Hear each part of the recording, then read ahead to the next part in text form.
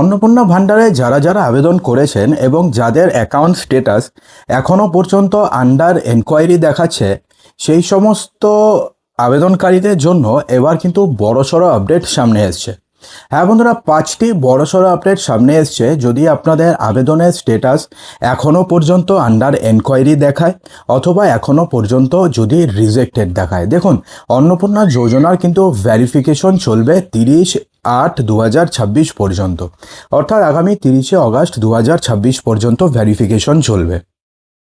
অর্থাৎ সেক্ষেত্রে যদি আপনাদের অ্যাকাউন্টে বা আপনাদের যদি বাড়িতে এখনও পর্যন্ত ভ্যারিফিকেশনের জন্য কেউ না আসে, অথবা যদি ভ্যারিফিকেশনের জন্য কেউ যদি এখনও পর্যন্ত ফোন না করে, তাহলে কিন্তু ঘাবড়ানোর কোনো কারণ নেই, কারণ ভ্যারিফিকেশন প্রসেসটি আরও চলবে এবং যত ভ্যারিফিকেশন কমপ্লিট হবে তত স্ট্যাটাস পরিবর্তন হতে থাকবে। ঠিক আছে, অর্থাৎ ধরুন আপনাদের বাড়িতে যদি আজকে ভ্যারিফিকেশন করতে লোক আসে, তারপরে যদি 7 দিনের মধ্যেও যদি আপনাদের স্ট্যাটাস চেঞ্জ না হয়, তাহলে সেক্ষেত্রে তখন আপনাদের একটা ভাবার ব্যাপার রয়েছে, অথবা আপনাকে অফিসে গিয়ে যোগাযোগ করতে হবে। কিন্তু যদি আপনাদের এখনও পর্যন্ত ভ্যারিফিকেশন না হয়ে থাকে বা ফোনে অথবা বাড়িতে এসে, সেক্ষেত্রে আপনাদের ঘাবড়ানোর কিছু নেই। আপনারা কিছুদিন ওয়েট করুন, আপনাদের ভ্যারিফিকেশন কমপ্লিট হওয়ার পরে আপনাদের স্ট্যাটাস চেঞ্জ হয়ে যাবে। ইতিমধ্যে অনেকের স্ট্যাটাস চেঞ্জ হয়েছে। আপনাদের স্ট্যাটাস কি চেঞ্জ হয়েছে কমেন্ট বক্সে জানাতে কিন্তু একদমই ভুলবেন না। দেখুন, 1 জুলাই থেকে অন্নপূর্ণা যোজনার দ্বিতীয় পর্যায়ে টাকার বন্টন শুরু হলেও 1 কোটির বেশি মহিলা টাকা পেয়ে গেছে, প্রায় 1,10,00,000। কিন্তু অনেকের অ্যাকাউন্টে প্রায় 60 লক্ষর মতন মহিলার অ্যাকাউন্টে এখনও পর্যন্ত টাকা পৌঁছায়নি। প্রায় 1.6 কোটি আবেদনকারীদের মধ্যে 26 লক্ষ আবেদন অলরেডি বাতিল হয়ে গেছে অথবা আন্ডার এনকোয়ারির তালিকায় পড়ে যাওয়ায় তৈরি হয়েছে জটিলতা। ঠিক কী কী কারণে অন্নপূর্ণার টাকা আটকে যেতে পারে, এই নিয়ে কিন্তু এবার নতুন লিস্ট দিল রাজ্য সরকার। অর্থাৎ এই যে কারণগুলো বলবো, এই কারণগুলোর মধ্যে কোনো একটি কারণ যদি আপনাদের হয়ে থাকে, তাহলে সেক্ষেত্রে সেই কারণে আপনাদের স্ট্যাটাস এখনও পর্যন্ত চেঞ্জ হয়নি বা আপনাদের স্ট্যাটাস রিজেক্টেড বা আন্ডার এনকোয়ারি দেখাচ্ছে। তার মধ্যে প্রথম যেটা রয়েছে সেটা হচ্ছে ডিবিটি, অর্থাৎ ডাইরেক্ট বেনিফিট ট্রান্সফার সক্রিয় না থাকা। অন্নপূর্ণা যোজনার টাকা শুধুমাত্র সেই ব্যাংক অ্যাকাউন্টেই পাঠানো হবে যেই ব্যাংক অ্যাকাউন্টে আপনাদের ডাইরেক্ট বেনিফিট ট্রান্সফার অর্থাৎ ডিবিটি লিঙ্ক করা আছে। যদি আপনার ব্যাংকের সাথে ডিবিটি লিঙ্ক করা না থাকে, তাহলে পরে আপনাকে কি করতে হবে, অবিলম্বে যেতে হবে এবং গিয়ে আপনাকে ডিবিটি লিঙ্ক করিয়ে নিতে হবে। বন্ধুরা, এর আগেও কিন্তু আমরা অনেকবার বলেছি, অনেক সময় আমরা ভাবি যে ওই ব্যাংকের অ্যাকাউন্টে যে নাম্বারটি আমি দিয়েছি সেখানে আমার ডিবিটি লিঙ্ক করা রয়েছে, কিন্তু অরিজিনালি সেখানে ডিবিটি লিঙ্ক করা থাকে না। ডিবিটি লিঙ্ক করা থাকে অন্য কোনো ব্যাংকের অ্যাকাউন্টে।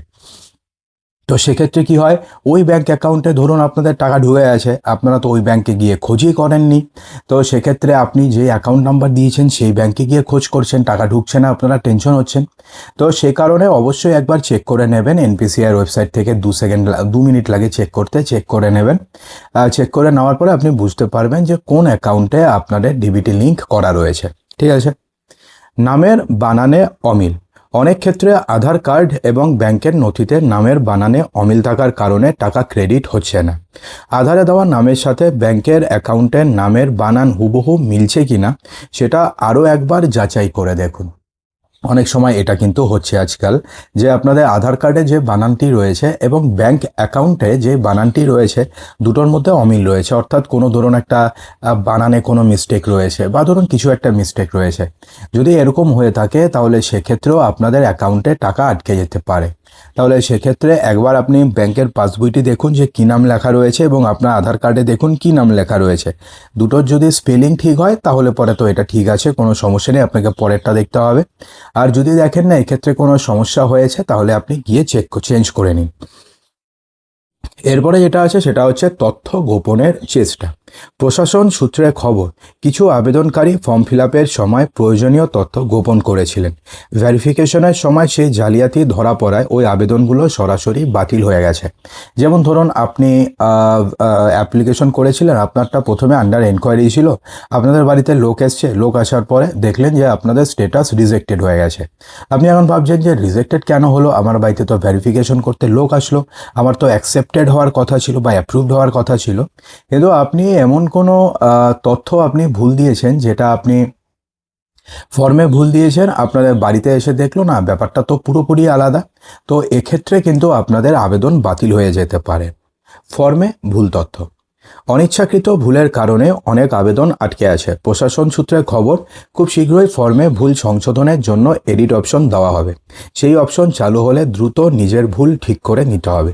যদি আপনি অনিচ্ছাকৃত কোনো ভুল করে থাকেন, তাহলে সেই ভুল শোধরানোর জন্য দ্রুত, অর্থাৎ মানে আর ধরুন 7 দিনের মধ্যে আপনি এডিট অপশন পেয়ে যাবেন। তো এডিট অপশন পেলে পরে সেখানে গিয়ে একবার এডিট করে নেবেন, যে ভুলটি আপনি করেছেন সেটাকে আপনি সংশোধন করে নেবেন। তারপরে আপনাদের বাড়িতে আবার ভেরিফিকেশন করতে লোক আসবে। লোক আসার পর যদি দেখে না আপনি তারপরে যা দিয়েছেন সমস্ত কিছু ঠিকঠাক দিয়েছেন, তাহলে সেক্ষেত্রে আপনি তখন টাকা পেয়ে যাবেন।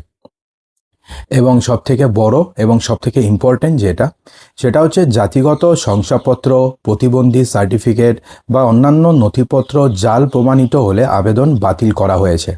এই ধরনের ভুল তথ্য দিলে ভবিষ্যতে টাকা পাওয়ার কোনো সুযোগই আপনাদের কাছে নেই।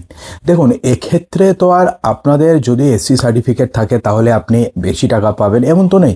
তাও অনেকে যদি কোনো সার্টিফিকেট, সেটা ভোটার কার্ড হোক, আধার কার্ড হোক, প্যান কার্ড হোক, কোনো তথ্য যদি ভুল জমা করেন, সেক্ষেত্রে সেই ভুল যদি বাতিল হয় তাহলে আপনি তো টাকা পাবেনই না, এবং ভবিষ্যতে সরকারের থেকে যদি আরও কোনো স্কিম নিয়ে আসে আপনাদের জন্য, যেখানে ধরুন আপনি বেনিফিট হতেন, তো সেটাও কিন্তু আপনি হারাবেন।